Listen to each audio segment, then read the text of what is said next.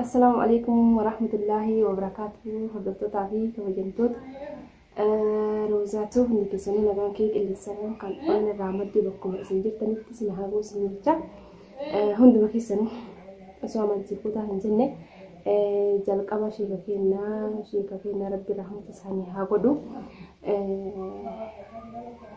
مون يقول هنجرو شدا وسهاسات هنجرو شدا جرون الدنيا تنو رفت تكيها وانت كولا قدومتي نبتي قدو فكاتا مالي قدومتي إرقسة شدا كناف واني بونس نجرو واني دلقا ربي دلقا فين إيسو كلين بونا أسنين بونا بوش فينيا أكما هوني تي شدا كناف شيكينا ربي رحمة هاقودو قسم إجورتين wajjin du'anii hedduu jiranii saniilee rabbi rahmata haa godhuufi wanti nu goone hin jirru du'aayi moo walii kadhachuudha hordoftoota kiyya akkasuma akkuma isin argaa jirtan kana hadda ammootiyuu dubbii akkuma beektanii waa'ee muktaarii fi kaabinaa sanirratti isanii taasisuu dhufe sanii jechuudha garuu warroonni nu arrabsitanillee warroonni na jaalatanillee hedduu na galatoomfatanillee baay'ee galata guddaa qabdanii garuu wanna kana irra baay'ee jechuudha keessa nama kabeeku rabbu fakkeenyaaf anaa fi muktaar yookaan kaamilaa caala walitti dhiyaachuun hin mala kaamilaa caala walitti dhiyaachuun hin danda'ama yookaan hin danda'amu fa'aa ta'a roosaatii fi karattaa safuukee eegiminaan warra raajatan aansaniif illee miti. Ani akkuma aara jabeenya malee kadhaallee osoo hin ta'in namni aaraa sirriidha. Muktaariin hedduu wal jaalannaan kaamilaallee kanuma hundumoo waliin nu fidee bakka kanaanillee nu gahee kanama nu jaalachiisee namallee nu beeksisiisee kaanis nu arrabsiisee tiniin kaanis nu galatamsiisee rabbii wajjin namni bakka kanaan nu gahe Sa'iidi. jalqaba Sa'iidiin baay'ee takka galatofa namni sajaan nama hin beekne galata nama hin beekne inni nama miti nuti akkanatti wanni jannati ni ukteeni haasofnu kana nama isattuyyuu kana hundaan nu gahe jechuudha alhamdulillah rabbi galanni haa ga'u Sa'iid dalagaa rabbiitiin irra caala Sa'iidiin galatofadha kan hunda irratti jechuudha wal barsiisee waliin nu fichisiisee jechuudha kan hunda Sa'iid silaa waluun beeknu mana arabaa yookiin jechuun mana arabaa keessa nama bahee waan akkana dalaguu miti. namni galata namallee hin beekne wanni miti jechuudha.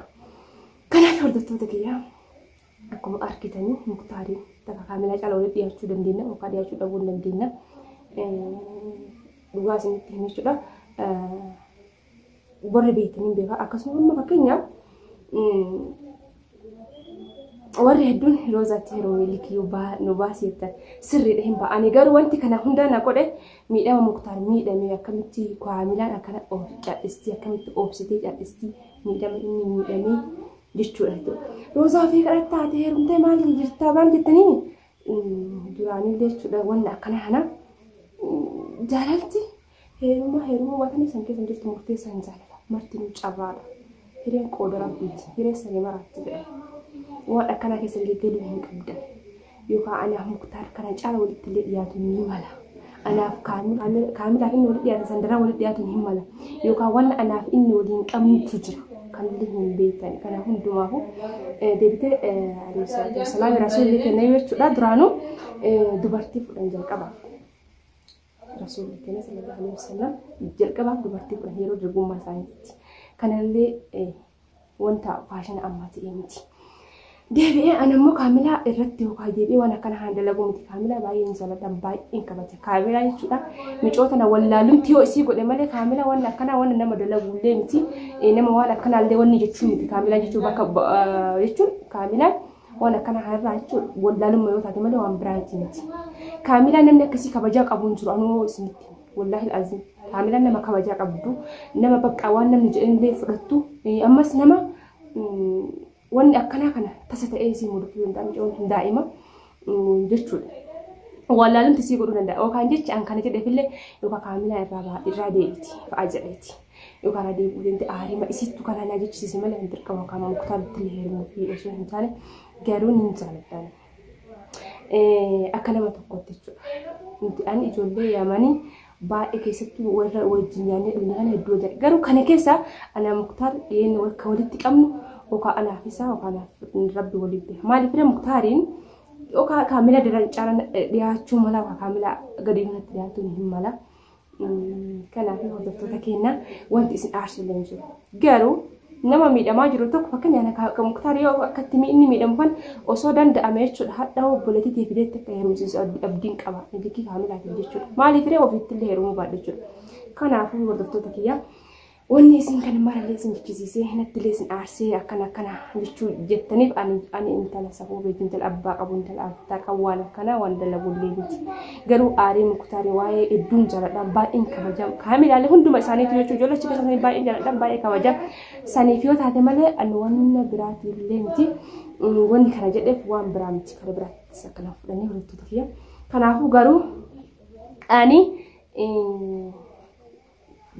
ka'am Muktaar arguu jirtanii jaalalaa illee nan dhukkubne saniif nan dhukkubne yeroo wanniitiif kanaaf jedhee jira. An garuu ammoo tuyyuu hordoftoota kiyyaa hin argitan jechuun afaaniin dhiirti cadhistee waan dhiirti dhiirummaa qabdu cadhistee waan dalagalatti an nama ajjeesan afaaniin nama ajjeesa yeroo tokko nama ajjeesadhu nama hin ajjeesu.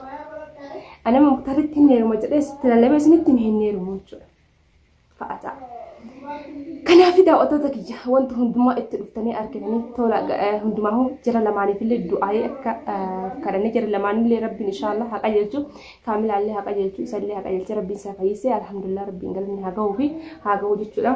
Kanaafuu warri natti aartaniif warri wanni jijjiirtanillee in aarii naamii dubbii sootuma sootaa hubatanii takkaa Muktaar kaamilaa irraa walitti dhiyaatu mala takkaa hoo kan dhiyaatu ta'a yookaan ana Muktaar waa wal biraa hoo qabna ta'a isin waan dubbii jechuun nutti wal bira taa'ee wal argee waan ta'eef akkasii hordoftoota kiyyaa hin baati jechuun dubbiin tun amma qabbanoonni illee waan dubbadhu hin jiru maaliif ani jarri lama yoo walitti fidhatanii tuni tokko ta'anii gammada malee hin aaru jechuudha hordoftoota kiyyaa. Maraafuu nama kutullee rabbii nama hin godhini nama akkasii sanillee miti nama jechuun hundumaa waliin nyaannee waliin dhuunee nama arke nama waan akkanallee irratti dalaguullee miti isaan waan akkana dalaganii miti. Maraafuu baay'ee takka isin jaaladha baay'ee takkan isin kabaja hordoftoota kiyyaa. Dubbiin ittuma fufuu rabbiin itti haa qabbaneessu garuu ani waan akka Muktaar akkana ta'eerraa jechuudha. Daawwattoota kiyya waan feetan naan jettan malee waan feetan jettan malee Muktaar ammallee akkatti miidhame taaneen ani duubatti hin deebi'u. Miidhama isaa hin danda'u. Kaamilaan achitti fiddeetini ijoollee achi fiddeetini walitti kana goote deebiteetini isin dhukkubsatee achitti isaan amma gaafatte garuu alhamdulillah amma walitti wanni gaafatteetini dhiyoo tanaa dhuftee gaafattee deebitee akkuma viidiyoo argitan kanattuu gaafattee akkasii natti fakkaate. Maraafuu jaalala jidduu galuun illee gaarii miti. Illee nama akkasisanii miti yeroo isaan nama akkasisanii miti. Nama ol baheellee jechuun kadhaa osoo hin ta'ini isin akkamitti kana gooti yookaan anaaf Muktaar waa wal bira kaanee wal bira deemne yookaan lafattuu hin deemne namni ijoolleen beekanii waan osoo nama waan tokko hin dhufanne nama arrabsuun illee galatoma nama arrabsuu keessatti illee galatoma waan isinitti namatti isinitti dhagahame tokko dubbatan jechuudha. Malee waan biraa miti. Akkasii hordoftoota kiyyaa rabbiin keerii haa godhu sin jedhama garuu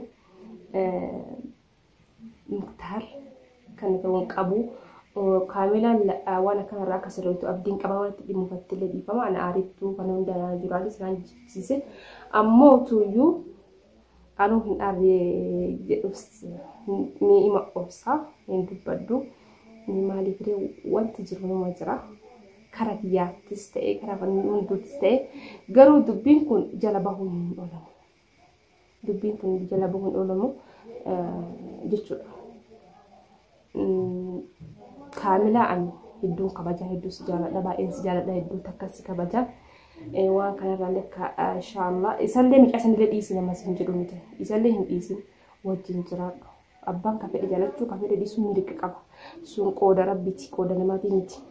Waan ta'eef kanaafuu hordoftoota kabajamtoota kiyya dubbiin tun kaamilaa dhaabbachuu baannaan waan anaaf Muktaar jidduu jirullee waan lafa jiru takkaa'uu akka hundumaafuu rabbiin kaamilaa fi hundumaa rabbiin haa qajeelchu sanillee warra dhufeetiin manatti waan akkanaa jechuun dalagu kanallee rabbiin haa qajeelchuudha hordoftoota kiyya. Kanaafuu ani waan aan aarii kana hunda na jechise malee waan nageessa nagalchin jiru gara Muktaar hin jaaladha. baay'een jaaladha muktaar bakka guddaan qaba bakka kana jenneen qaba ani dubbiin tun dhaabbatu baannaani akkanatti bakka nyaan dhiirta kana bajjeessa dhina bajjeessu namni raadhoon kuusan osoo hin taane jecha namaatiin deemuu osoo hin taane sammuutti yaaluun deemaa jechuudha sammuutti yaaluun deemaa dhaadanni faayidaa hin qabu. Olbahee dhaabachuun ani faayidaa nan qabu gochaan jechaan yookaan gochaa jechaan osoo ta'in gochaan yookaan argisiisuu ni danda'a. Kanaafuu nama hunda rabbiin haqa jalchee nama jaallatee galee rabbii nuun godhin akkasii hordoftoota tiyyaa viidiyoo biraatiin hanga walitti deebinutti viidiyoo inshallah nagaan naa tura. Baay'een isin baradhaa baay'een isin kabajan hunduma keessan wayyee nagaan naa tura. Assalaamu alaikum warahmatullahi wabarakatuh. Aga viidiyoo biraatiin walitti deebiin du'aayis naa godha. Ugur deemaa jira waan hedduu wanni tokko naa qophaayuu fi yookaan waraqaan kun yeroo naa dhufullee hin beekne an deemu hin deema bakka deemu illee inshallah surprise hin godha. Naaf du'aay naaf godha homa xiqqoonnaa fi ani waan nama jidduu galeetii waan akkana jedhuuf aarii man na godhe malee waan biraanti. Kanaaf hundaafuu assalaamu alaikum warahmatullahi wabarakatuh. Isin jedha warri nadhaata illee dhiifama guddaa anumaa fi inshallah waan hundaafuu walitti deebina. Maraaf assalaamu alaikum warahmatullahi wabarakatuh. Rabbiin nagaa waliin waa deebisu isin jedha.